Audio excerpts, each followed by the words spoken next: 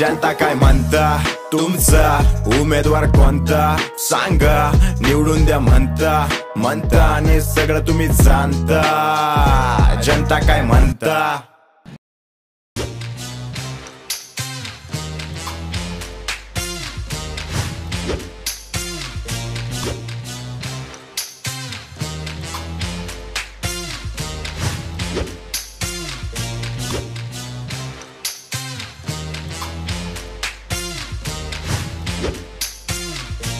देशाची आर्थिक राजधानी म्हणून मुंबईची ओळख आहे। याच मुंबईचा केंद्रबिंदू बनलाय तो म्हणजेच वर्डी विधानसभा मतदारसंघ। सर्व मतदारसंघांपैकी वर्डी विधानसभा मतदारसंघ हा हाय व्होल्टेज मतदारसंघ म्हणून मानला जातो। त्यामुळे यंदा या विधानसभा मतदारसंघाकडे संपूर्ण महाराष्ट्राचे लक्ष लागले आहे। 2019च्या निवडणुकीत उद्धव बाळासाहेब ठाकरे यांचे पुत्र बाळासाहेब ठाकरे यांचे नातू आदित्य ठाकरे हे निवडणुकीच्या रिंगणात उभे होते। त्यांनी निवडणूक लढवली देखील आणि निवडणूक जिंकली देखील। मात्र यंदा 2024च्या वर्डी विधानसभा निवडणुकीत नवा ट्विस्ट समोर आलाय, कारण यंदाची निवडणूक ही अतिटटीची होणार आहे। जर आपण पाहिलं तर उद्धव बाळासाहेब ठाकरे गटाकडून आदित्य ठाकरे हे निवडणुकीच्या रिंगणात उभे आहेत, तर आदित्य ठाकरेंचे काका राज ठाकरे यांनी आपला उमेदवार म्हणून संदीप देशपांडे यांना उमेदवारी दिली आहे। तर तिकडे शिवसेना शिंदे गटाकडून बलाढ्य उमेदवार म्हणून मिलिंद देवरा हे देखील निवडणुकीच्या रिंगणात आहेत। त्यामुळे यंदा वर्डी विधानसभा निवडणूक ही तिरंगी लढत होणारच आहे।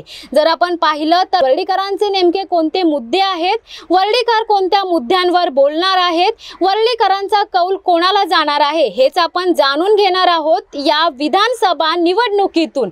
खरं बघायला गेलं तर वर्डी विधानसभा निवडणुकीची सुरुवात होते ती म्हणजेच वर्डीतील कोळी बांधवांकडून। इथल्या कोळी बांधवांनीच खरं तर वर्डीची सुरुवात केली। त्यामुळेच आज आपली निवडणूक यात्रा आलेली आहे वर्डीच्या कोळी बांधव या जेटी परिसरात।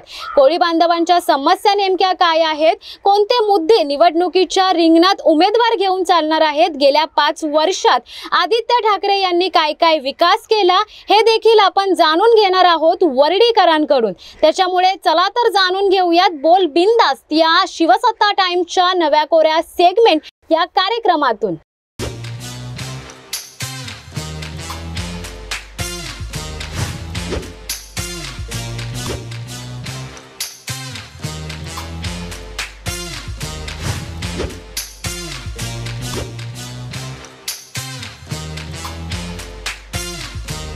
निवडणुका लागल्यात, काय वाटतं सध्या वर्डीमध्ये कोणाची हवा आहे? कोणाच्या हवापेक्षा आधी काय काम केलं हे पहिलं महत्त्वाचं आहे। जे इथले स्थानिक आमदार होते आदित्य ठाकरे, अक्षरशः 5 वर्ष फक्त फिरणावारी घालवलेलं आहे त्यांनी, काहीच काम केलेलं नाही। इथे साधे कोळी बांधवांचे एवढे मोठे प्रश्न होते ते उपस्थित करायला आम्ही स्वतः गेलेलो होतो, परंतु त्यांनी कोणतीच दाद दिलेली नाही। फक्त कामापुरता मामा हा हिशोब त्यांनी ठेवलेला होता। आज कोस्टर रोड सारखा एवढा मोठा प्रश्न होता कोळी बांधवांचा, त्याला काहीच त्यांनी प्रतिसाद काहीच दिलेला नाही। फक्त काय पर्यावरणाचा विकास कसा करायचा तो फक्त विचार केला, पण पर्यावरणाची वाट कशी लावायची हे सुद्धा तोच करत होता। एक कोळी बांधव आहात, तुमचा मत्स्य व्यवसाय देखील असेल, साधारणतः तुम्हाला व्यवसाय करताना कुठल्या समस्या येतात आणि सरकारकडे काय मागणं असेल किंवा भावी आमदारांकडून काय अपेक्षा असतील? कसं आहे माहिती आहे, ज्या वेळेला कोळी बांधवांचा विषय कुठे येणार, संपूर्णतः समुद्राशी विषय येतो, समुद्राशी निगडीत असतो। आज समुद्राअंतर्गत जो कोस्टर रोड प्रकल्प झाला, बांद्रावाडी सिलिंग झाला, आता पुढे बांद्रा वर्सोवा सिलिंग चालू आहे। बाकीच्या कुठल्या आता हा ड्रेनेज वॉटर आता हे पकडला, हा अर्धवट काम ठेवलेलं आहे। याच्या पुढचं सांडपाणी कुठेतरी बाहेर सोडणार होते, परंतु तो तसाच ठेवलेला। आज 20 वर्ष होऊन गेली, तो पाणी इथल्या इथे सोडलेलं आहे आणि तो पाणी सोडल्याच्या नंतर हा त्रास आहे इथला मासेमारीवर होतोय। कारण ज्या वेळेला मासे हे किनाऱ्यालगत येतात प्रजनन काळासाठी, अशा प्रकारचं पाणी किंवा अशा प्रकारचा भराव टाकल्याच्या नंतर त्यांना मासेमारी जी मासेंची जी जागा असते प्रामुख्याने, तिथे त्यांचं अन्न, त्यांना राहण्याची चांगली उत्तम सोय, अशा ठिकाणी ज्या खडकाळ भागात ज्या जागा आहेत त्या भागा पूर्ण नाहीशा होत चाललेल्या आहेत, कारण भरावामुळे त्या जागा नष्ट होत चाललेल्या आहेत। त्यानंतर अशा प्रकारचं जे दूषित पाणी समुद्रात सोडलं जातं, त्याच्यामुळे त्याच्यावर काही रिसायकल करत नाहीत आणि त्याच्यामुळे ते दूषित पाणी डायरेक्ट लहान जीवाला गेल्याच्यानंतर लहान जीव तो राहत नाही, तो मृत्यू पावतो। मग मृत्यू पडल्याच्यानंतर त्यांची वाढ कशी होणार, ग्रोथ न झाल्यामुळे मासेमारी ही कमी होत चाललेली आहे, मत्स्यसाठा कमी होत चालला आहे. फिशरीज डिपार्टमेंट आमचं पॅरेंट डिपार्टमेंट ऑलरेडी आधीच सांगितलेलं आहे 35% फक्त समुद्रामध्ये मासे राहिलेले आहेत. मग आज जर 35% मासे राहिलेले आहेत आणि जर 1000 बोटी ते मासे पकडत असेल तर कोणाला मिळतील? हा सुद्धा विषय गंभीरचा आहे. आज बऱ्याचशा योजना, सरकारी योजना आहेत मत्स्य व्यवसायाशी निगडीत, त्या योजनेचा लाभ आम्हाला मिळत नाही. त्या योजनासुद्धा हे करायचं. आत्ता आम्ही थोडा सक्षम झालो. सक्षम म्हणजे बघायला गेला तर आत्ताचे मुख्यमंत्री आपले एकनाथजी शिंदे साहेब यांच्या थ्रू आम्ही थोडा म्हणजे काही जे आमचे प्रश्न होते ते आम्ही निकाली लावण्याचा प्रयत्न केला. आज जेटीचा प्रश्न, आम्ही 2-3 वर्ष आम्ही पत्रावर करून जेटीचा प्रश्न सुटत नव्हता, पण त्यांच्यामुळे ही जेटी बनण्याचं यश आलं. त्याचबरोबर बतेरी इथे सुद्धा चांगल्या प्रकारची जेटी बनली. आत्ता 5 कोटीची जेटी ही पास झालेली आहे बतेरीसाठी. म्हणजे ज्या मासेमारीशी निगडीत अशा ज्या काही योजना आहेत त्यांचा लाभ डायरेक्ट आम्हाला मिळणं हे गरजेचं आहे. कारण जर ते मिळालं नाही तर आमची मासेमारी आम्ही करूच शकतच नाही. आज मासे आणल्याच्यानंतर ते उतरवायचे कुठे? चांगल्या प्रकारचा धक्का नसला तर ते काय खडकाळ भागातून आणायचे आणि आणलेले मासे ताजे मासे असतात, बिना बर्फाचे असतात. ते मासे आणल्याच्यानंतर 2 तास जर आम्हाला ते मासे वाहण्यामध्ये जर वेळ जात असेल तर ते माशांची जी क्वालिटी आहे ही पूर्णपणे ढासळणार. मग आम्हाला जो बाजारभाव भेटणार, जो 100 रुपये मिळायचा आहे तो तिथे 20 रुपये मिळणार, असा सुद्धा विषय आहे. जर बघायला गेलं तर कोळी बांधव म्हणून अनेक समस्या म्हणजे अनेक योजनेपासून तुम्ही आज देखील वंचित आहात. त्याच्यामुळे जो भावी आमदार असेल त्याच्याकडून अपेक्षा काय आहेत? अपेक्षा याच आहेत की जे आमचे प्रश्न आहेत हे प्रश्न त्वरित मी बोलत नाही, पण काही अर्थाने तरी थोड्या वेळाने तरी आमचे झाले पाहिजेत. जिथे 15 दिवस लागतात तिथे महिना तुम्ही घ्या, पण जे प्रश्न आहेत ते आमचे प्रश्न सोडवा. आणि आज भूमिपुत्र म्हणून कोळी बांधव हा इथला स्थायिक आहे. मुंबई कोणाची तर कोळ्यांची आहे, तर त्यांना तिथं कुठेतरी डावललं नाही पाहिजे तुम्ही. हा पहिला माझा सर्वांना, जो कोणी येईल निवडून, ज्याला कौल मिळेल आणि जो कोणी निवडून येईल त्यांनी हा माझा एक हे ठेवावा की मच्छीमारांना आणि कोळी बांधवांना कुठेही विसरू नका. कारण मुंबईत प्रथम वास्तव्य हे त्यांचं आहे, त्याच्यानंतर बाकीचे आलेले आहेत.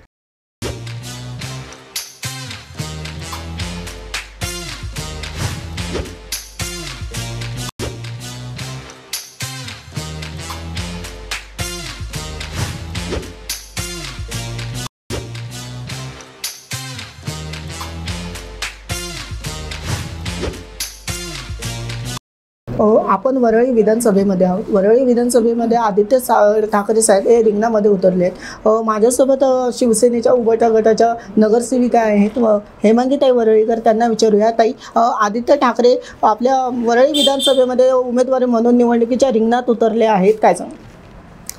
आदित्य ठाकरे साहेब हे रिंगणात उतरलेत, पण हे आमचे विद्यमान आमदार आहेत आणि त्यांनी बरीचशी कामं या विभागात केलेली आहेत. बऱ्याच जणांचे प्रश्न, समस्या ज्या काय आहेत सोडवलेल्या आहेत. महानगरपालिकेच्या माध्यमातून गेली 2 वर्ष नगरसेवक नसल्याकारणाने महानगरपालिकेच्या माध्यमातून सुद्धा जे उद्भवणारे समस्या आहेत, मग ती पाणी समस्या असेल किंवा आमचा मुख्य रस्ता असेल किंवा काही ठिकाणी राहिलेली आमची कामं असतील, अडकलेली कामं असतील, ती सगळी त्यांच्या माध्यमातून आता ह्या गेल्या 2-2.5 वर्षात करण्यात आलेली आहेत. वरळी विधानसभेमध्ये यामध्ये पाहिलं तर वेगळंच चित्र स्पष्ट होते. अटीतटीची लढत यावेळी पाहायला मिळणार आहे. काँग्रेसमधून शिंदे गटाच्या शिवसेनेमध्ये आलेले मुरली देवरा आहेत. मनसेकडून सचिन देशपांडे निवडणुकीच्या रिंगणामध्ये उभे आहेत. याच्याकडे कशा रीतीने पाहता? तुम्ही म्हणताय अटीतटीची, पण ही अटीतटीची लढाई मला वाटत नाही, कारण का ही 1 साइडेड आहे. आदित्य साहेबांचं इथलं काम बोलते, त्यांचं जे समोर विजन आहे ते बोलते. त्यांनी ह्या कोळीवाड्याच्या संदर्भात जे मुख्य मुद्दा उपस्थित केला आहे की हा कोळीवाडा जो क्लस्टर डेव्हलपमेंट हे जे आता हे गेली 2.5 वर्ष जे गद्दार लोकांचं सरकार आहे त्यांनी ही जी डेव्हलपमेंट पॉलिसी जी बनवलेली आहे, ड्राफ्ट डेव्हलपमेंट पॉलिसी, त्याच्यामध्ये ते म्हणत आहेत की क्लस्टर डेव्हलपमेंट, हे क्लस्टर डेव्हलपमेंट जे आहे ते घातक आहे कोळीवाड्यासाठी. आणि हे पहिला एक महत्त्वाचं पाऊल आदित्य साहेब उचलणार आहेत की जेव्हा महाविकास आघाडी सरकार येईल तेव्हा ही क्लस्टर डेव्हलपमेंट पॉलिसी ही जी येऊ घातलेली आहे ती पहिला आम्ही बाद करणार आहोत. ते हे मुख्य काम साहेब करतायत आणि त्या साहेबांना ह्या कोळीवाड्यातले बरेचसे विषय माहिती आहेत. बाकी इतर जे उमेदवार आहेत ते ते अपरिचित आहेत. जो दुसरा काँग्रेसचा उमेदवार आहे मुरली देवरा, तो ऑलरेडी इथे दोनदा उभा राहिलेला आहे, पडलेला आहे, लोकांनी त्याला नाकारलेलं आहे. त्यामुळे त्याचं मिलिंद देवरा, त्यामुळे त्याचं आव्हान असं आमच्याकडे नाही आहे. संदीप देशपांडे हे सुद्धा उमेदवार आहे, पण कोणी त्यांना ओळखत नाही, परिचय नाही त्यांचा. कोविड काळामध्ये आदित्य ठाकरे साहेबांनी या कोळीवाड्यामध्ये बरीचशी कामं केलेली आहेत. आमच्या पूर्ण नागरिकांची जी म्हणजे जे प्राण आहेत ते आदित्य साहेबांनी वाचवलेले आहेत. कारण त्यांनी जी कामं केलीत त्याच्यासमोर तेव्हा हे कुठे होते, संदीप देशपांडे किंवा हे मिलिंद देवरा, जेव्हा खरोखर कोळीवाड्यामध्ये गरज होती, कोळीवाड्यात अगदी म्हणजे मृत्यूचं तांडव निर्माण झालेलं, तेव्हा प्रादुर्भाव वाढत चाललेला, रुग्ण वाढत चाललेले, तेव्हा हे कुठे होते. जेव्हा कोळीवाड्यामध्ये पाण्याची समस्या निर्माण झाली, गढूळ पाणी होतं, कंटॅमिनेशन होतं, पाणी काही ठिकाणी येत नव्हतं, तेव्हा हे कुठे होते. मग आत्ता हे समोर आलेले आहेत. मग ह्यांचं आव्हान मला तरी वाटते काहीच नाही आहे, आव्हान नाहीच आहे उलट आम्हाला यांचं. आमच्याकडे फक्त आणि फक्त आदित्य ठाकरे साहेबच इथे नेता आहेत आणि तेच उमेदवार आहेत आणि तेच खऱ्या अर्थानं कोळीवाड्याच्या समस्या सोडवणारे असे नेता आहेत. आणि म्हणून हा कोळीवाडा संपूर्ण त्यांच्या पाठीशी उभा आहे. आणि ह्यावेळेला महाविकास आघाडी यांचे जे उमेदवार आहेत आदित्य ठाकरे साहेब, शिवसेना उद्धव बाळासाहेब ठाकरे ह्यांचे जे आमचे उमेदवार आहेत मशाल निशाणीचे, तेच निवडून येणार आहेत. आणखी एक सांगावंसं वाटतं मला, महायुती महाविकास आघाडीवर आरोप करते की काँग्रेसच्या काळामध्ये भारताच्या घटनेचे शिल्पकार डॉक्टर बाबासाहेब आंबेडकर यांचं जे संविधान आहे ते संपवण्याचं काम काँग्रेसने केलं. तसेच महाविकास आघाडी म्हणतं जे भारताचं संविधान आहे ते महायुती आणि भाजप संपवण्याचं काम करते. काय याच्याकडे काय बघा, संविधान आहे ते ज्यांनी त्यांनी सगळ्यांनी आपापल्या परीने जपलेलं आहे. आणि आमचं प्रत्येक नागरिकाचं कर्तव्य आहे की संविधान जपायला पाहिजे. त्याच्यामध्ये जे जे परमपूज्य डॉक्टर बाबासाहेब आंबेडकरांनी जे जे त्याच्यामध्ये नमूद केलेलं आहे ते आचरणात आणलं पाहिजे. आणि हे जो तो आपल्या परीने करतो आहे, पण हे जेव्हा सरकार येते तेव्हा हे संविधान जे आपल्याला मूलभूत अधिकार दिलेले आहेत संविधानाने, ते अधिकार हे स्वतःच वापरत आहेत. ज्या नागरिकांचे अधिकार आहेत ते नागरिकांना वापरून द्या ना, हे तुम्ही का त्यांचे अधिकार घेतायत. त्यामुळे हे संविधान हे जे महाविकास आघाडी आघाडी सरकार जपते, त्याच्या उलट जर आपण हे जे सरकार बघतो आपण महायुती सरकार, हे महायुती सरकार हे संपूर्ण सगळ्या नागरिकांच्या अधिकारावर गदा आणते. रिलायन्सचे जे मीटर आहेत ते जबरदस्तीने, आम्ही नको नको म्हणतोय, जबरदस्तीने सगळ्या रिलायन्सचे मीटर गपचूप येऊन सगळ्या मीटर बॉक्समध्ये बदलून जाते. मग आमचा अधिकार नाही आहे का ते रोखायला? हे आमचे अधिकार आहे ना, मग का आमच्या अधिकारावर गदा आणताय? नोटबंदी आम्हाला नको होती का? नोटबंदी आमचा अधिकार आहे नोटबंदीला नाकारायला, पण तरी ते लादला गेलं आमच्यावर. हे अशा प्रकारे ही दडपशाही आहे. आणि आमचे जे मूलभूत अधिकार आहे, ज्या अधिकारावर आम्ही त्यांना हे नाकारू शकतो, सगळ्यांना अधिकार आहेत की जे चुकीचं आहे ते नाकारायचं आहे, हे नाकारायचा अधिकार आम्हाला आहे. आम्हाला हा अधिकार आमच्या संविधानाने दिला आहे आणि हा अधिकार हे आमच्याकडून घेऊ पाहत आहे. आणि म्हणून आम्हाला ह्या महायुती सरकारचा निषेध करावा असं वाटतो. आणि म्हणून आम्ही हे म्हणतो की हे संविधान हे जपत नाही आहेत, हे संविधानावर कुठेतरी गदा आणू पाहत आहे. उद्धव ठाकरेला कुठेतरी महायुती पाठीशी म्हणजे त्यांना मागे खेचण्याचा प्रयत्न करतात. आता मध्येच तुम्ही बातम्यांमध्ये बघितलं असेल की उद्धव ठाकरे साहेबांच्या बॅगा वगैरे चेक करण्यात आला. तर त्यांचा प्रवीण दरेकर असतील, आपलं देवेंद्र फडणवीस यांचं म्हणणं असेल की ते निवडणूक इलेक्शनचं काम आहे, त्यांच्या कामात अडथळा आणायचं नाही, ते बॅगा सगळ्यांच्या चेक करतील. त्याबद्दल कसे बघा? ठीक आहे ना, बॅगा चेक करू दे ना. केल्या आमच्या उद्धव ठाकरे साहेबांनी सुद्धा नाकारला नाही आहे, त्यांनी सुद्धा बॅगा चेक करून दिल्या. का तर ते सुद्धा ह्या भारत देशाचे सुजाण नागरिक आहेत. जर निवडणूक आयोग म्हणते की बॅगा चेक, त्यांनी सुद्धा त्या बॅगा चेक स्वतःच्या त्यांनी नाकारलं नाही, त्यांनी बॅग चेक करून दिल्या. फक्त त्यांनी एवढंच विचारलं की जर तुम्ही माझ्या चेक करत असाल त्याचप्रमाणे देशाचे पंतप्रधान आहेत त्यांच्यासुद्धा बॅगा चेक झाल्या पाहिजे, जे आपले अमित शहा आहेत त्यांच्यासुद्धा बॅगा चेक केल्या पाहिजे, जे फडणवीस आहेत किंवा हे मुख्यमंत्री आहेत, या सगळ्यांच्या बॅगा चेक करा. फक्त माझी चेक नाही करायची, सगळ्यांच्या बॅग चेक झाल्या पाहिजे. हा दुजाभाव केला नाही पाहिजे, हे एवढं त्यांचं म्हणणं आहे. तुम्हाला काय वाटतं इथं विधानसभा निवडणुकीमध्ये विजयाचा कौल कोणाला मिळेल, महायुतीला की महाविकास आघाडीला? नक्कीच महाविकास आघाडीला, कारण का महाविकास आघाडीची जी एकजूट आहे ती बघून आता हे महायुती सरकार घाबरलं आहे आणि म्हणून आमच्या विभागात जिथे तिथे विनाकारण हळदी कुंकू समारंभ होत आहेत. विनाकारणच म्हणेन, कारण का हळदी कुंकू घ्यायचा काही एक विशिष्ट एक कार्यकाल असतो, त्यावेळेला हळदी कुंकू इथे विनाकारण हळदी कुंकू होत आहेत आणि या महिलांना आमिष दिली जात आहेत, भांडी दिली जात आहेत. त्या एके ठिकाणी कुठेतरी प्रेशर कुकर वाटले गेले. हे काय आहे? हे आमिष देण्याचा प्रकार आहे का? तर हे घाबरलेत, हे महाविकास आघाडी सरकारला घाबरलेत आणि म्हणून हे अशा प्रकारे छुप्या पद्धतीने आमिष देत आहेत. अजूनही निवडणुकीला 2 दिवस आहे, अजूनही काही ना काहीतरी हे आमिष देणार लोकांना आणि त्यांची मतं वळवण्याचा प्रकार इथे होणार आहे. पण आम्ही ठामपणे इथे उभा आहोत, सगळ्या नागरिकांना सांगतोय की आपली मतं विकू नका.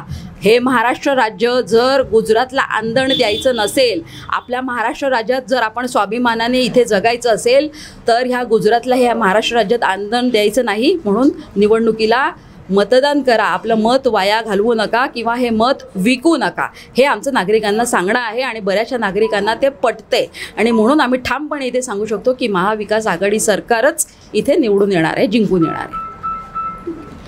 शेवटचा प्रश्न असा आहे की आदित्य ठाकरे जर वरळी विधानसभामध्ये आमदार म्हणून निवडून आले तर तुम्ही त्यांच्याकडे विकासाच्या, महिलांवर अत्याचार वाढत चाललेत, मुलांमध्ये नैराश्य वाढत चाललेले आहेत, रोजगाराच्या संधी कुठेतरी कमी पडत चालल्या आहेत, तर विकासाबद्दल काय सांगाल त्यांना?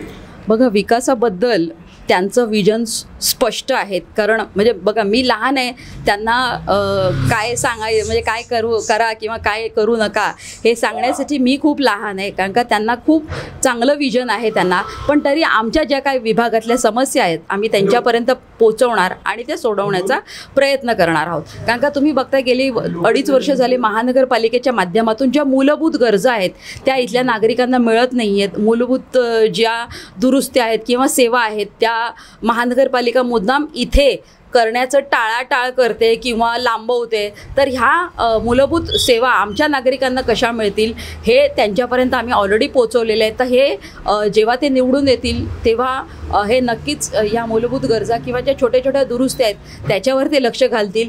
त्याचबरोबर आमच्या विभागामध्ये जो मुख्य रस्ता आहे तो बरीच वर्ष झाले रखडलेला आहे.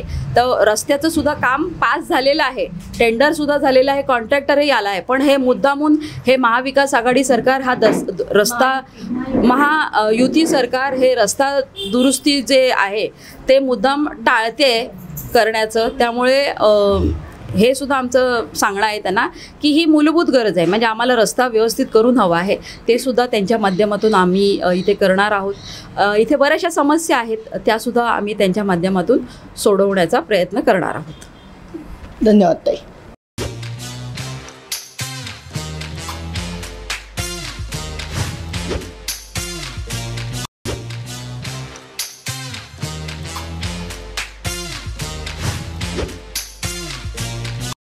काका, तुम्ही या वरळी कोळीवाड्यामध्ये राहता, तुमचा हाराचा व्यवसाय आहे.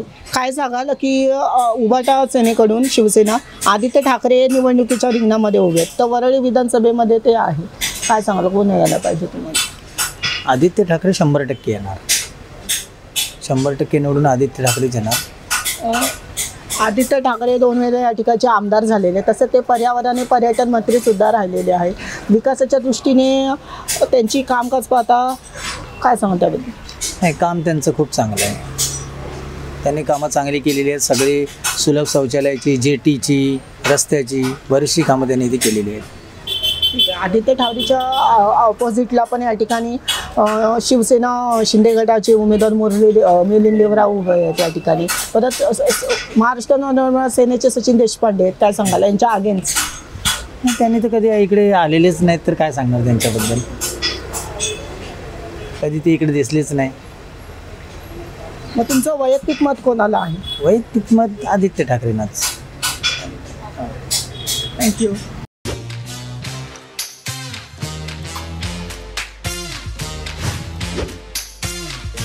क्या कहना चाहोगे? 20 तारीख को चुनाव यहाँ पे हमारे महाराष्ट्र में है.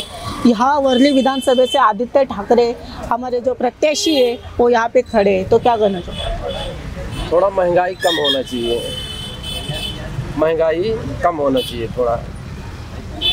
और क्या लगता है आपको यहाँ से कौन आएगा? यहाँ पे महाराष्ट्र नवनिर्माण सेना का ही प्रत्याशी खड़ा है यहाँ पे, और शिवसेना शिंदे सेना का ही प्रत्याशी खड़ा है। आदित्य ठाकरे ही आहे यहाँ से। हाँ, आदित्य ठाकरे। काका, तुम्हाला माहीतच असेल आपल्या वरळी विधानसभा आहे, या वरळी कोळीवाड्यामध्ये आदित्य ठाकरे ते निवडणुकीच्या रिंगणामध्ये आहेत। 20 तारखेला निवडणूक आहे, काय सांगाल याच्याबद्दल? ते आदित्य ठाकरे 100% येणार। बोला। 2 वेळा आदित्य ठाकरे या ठिकाणाचे आमदार आहेत, पुन्हा ते तिसऱ्यांदा आमदार व्हायचे वाटतं तुम्हाला? होणार।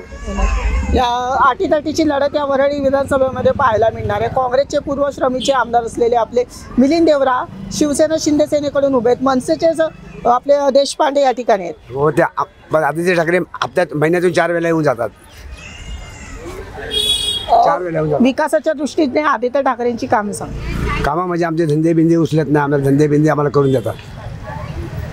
आणि आता जर आदित्य ठाकरे पुन्हा एकदा तिसऱ्यांदा आमदार म्हणून वरळी विधानसभेत निवडून आले तर तुम्ही त्यांच्याजवळ काय अपेक्षा ठेवा? अपेक्षा आमची काही नाही, पण आले तर आमच्यासाठी जरा चांगले आहेत बस। धंदेवाल्यांसाठी चांगले, आमच्यासाठी। हां, महाविकास आघाडी की महायुती? हां, महाविकास आघाडी की महायुती? आदित्य ठाकरे मशाल माहिती आहे, मशाल। ते आता कधी निवडून आले तर त्या पक्षात जातात, कोण ह्या पक्षात जातो। शिवसेनेचे 2 गट पडलेत, राष्ट्रवादीचे 2 गट पडलेत, काय सांगाल यावर? राष्ट्रवादी हे कुठे एक सर्व कोकणात चालतात, इकडे चालत नाही, देशावर चालतात। इकडे मुंबईमध्ये शिवसेना चालते, शिवसेनेमध्ये उद्धव बाळासाहेब ठाकरे। खरी शिवसेना कोणाची? बाळासाहेब ठाकरेची। मग बाळासाहेब ठाकरेच्या याच्या गटामध्ये 2 गट झालेले, मग ते वडील त्याचे आहेत ना, उद्धवचे वडील उद्धवचे, म्हणजे त्या वडील त्यांचेच ना शिवसेना। तुम्ही बाळासाहेब ठाकरे हयात असताना बघितले? हां, बाळासाहेब ठाकरे हयाती असताना बघितलं म्हणजे भाषणात जातो आम्ही बघायला।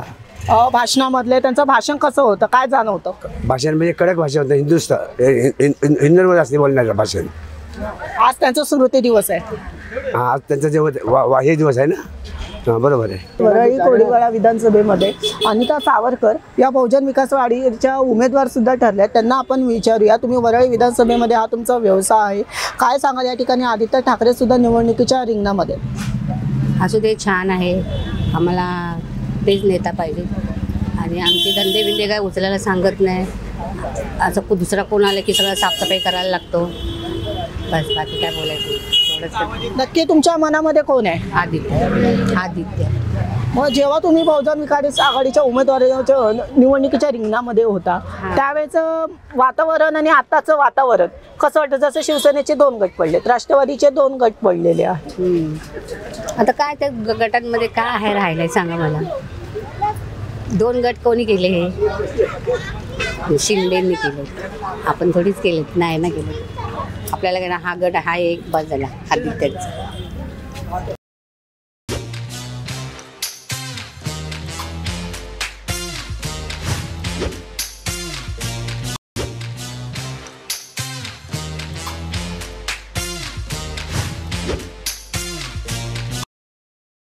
ताई, तुम्ही तुमचा मासेमारीचा व्यवसाय आहे, काय सांगाल? तुम्ही वरळी विधानसभेमध्ये वरळी कोळीवाड्यामध्ये आहेत, काय सांगाल? हॅलो, काय सांगू? बोला। या ठिकाणी आदित्य ठाकरे निवडणुकीच्या रिंगणात होते। आदित्य ठाकरे नाही, त्यांच्या विरोधात अनेक उमेदवारी या ठिकाणी आहेत, अनेक पक्षाचे। त्यांना पडणार, मतदान पण कमी पडणार, वार्षिक त्यांनी कामं केलेले आहेत ना। तुम्हाला विकास कोणाचा आवडेल? आदित्य ठाकरेचा। ते सलग 2 वेळा आमदार होते, आता तिसऱ्यांदा आमदार झाले तर तुम्ही त्यांच्याजवळ काय मागणी कराल?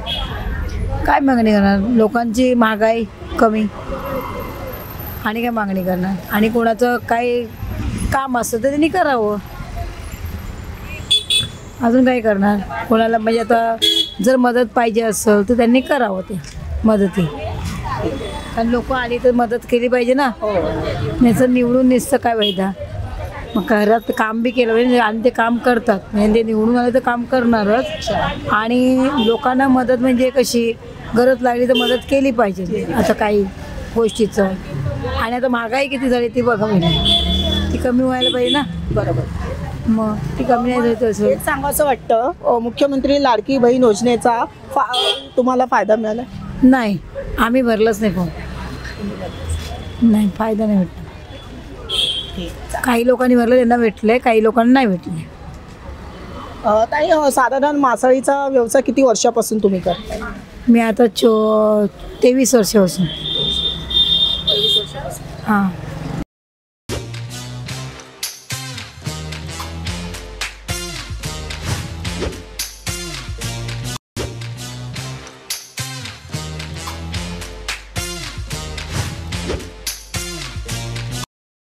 खरं तर आता आपण वर्डी विधानसभा मतदारसंघ कव्हर करत आहोत. निवडणूक यात्रा ही आपली आता वर्डीमध्ये पोहोचली आहे. वर्डीमधील आपण कोळीवाडा परिसर कव्हर केलाय. आता आपण वर्डीतील महत्त्वाचा परिसर म्हणजेच बीडीडी चाळ, तो प्रश्न अजून देखील तसाच राहिलेला आहे. इथले काही लोक आहेत, काही मतदार आहेत, त्यांच्याशी आपण बातचीत करणार आहोत.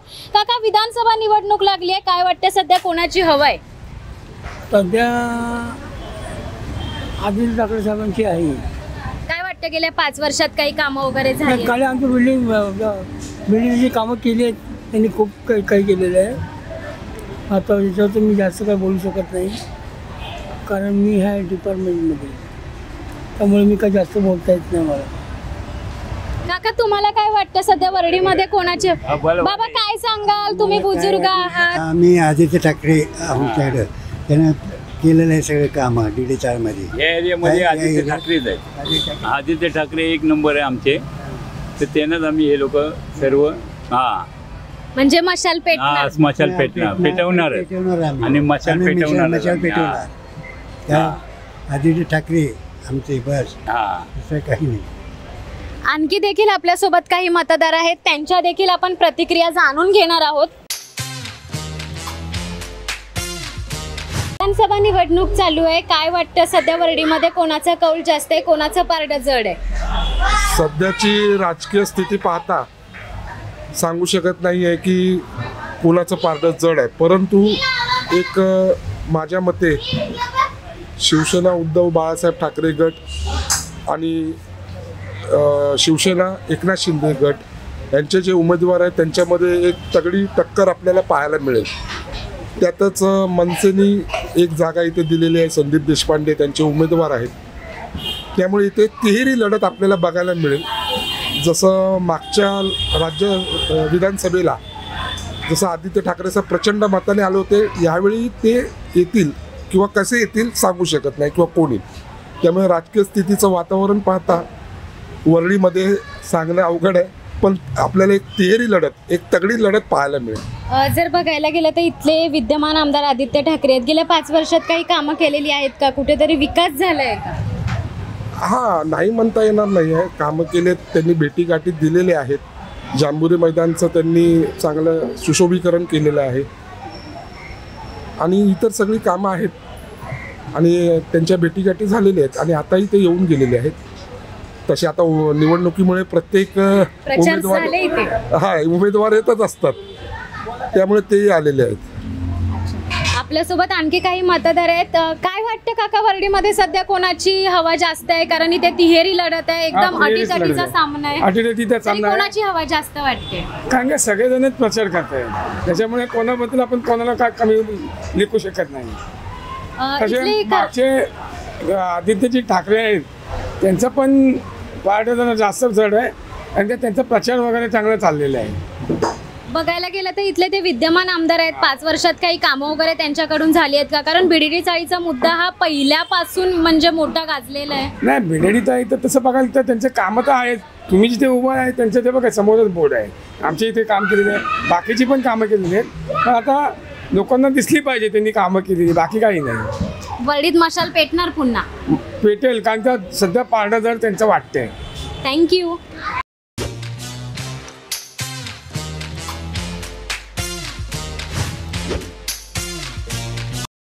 तर या होत्या वर्डी विधानसभा मतदारसंघाच्या काही प्रतिक्रिया. वर्डी विधानसभा मतदारसंघात आपण अनेक ठिकाणी मतदारांचा कौल जाणून घेतलाय, त्यामुळे मतदार आता निवडणुकीच्या वेळी कोणाला कौल देणार, जनतेचं मत नेमकं कोणाला मिळणार हे आता निवडणुकीतच कळणार आहे. तुम्हाला हा व्हिडिओ कसा वाटला हे आम्हाला कमेंट करून नक्कीच कळवा. त्याचबरोबर असे नवनवीन व्हिडिओ पाहायचे असल्यास आमच्या शिवसत्ता टाइम्सला सबस्क्राईब करा. व्हिडिओ जर्नलिस्ट सूरजसह मी धनश्री, शिवसत्ता टाइम्स न्यूज वर्डी.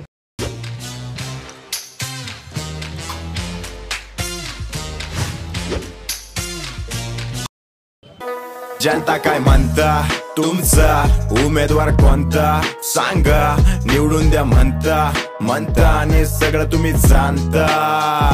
जनता काय म्हणता.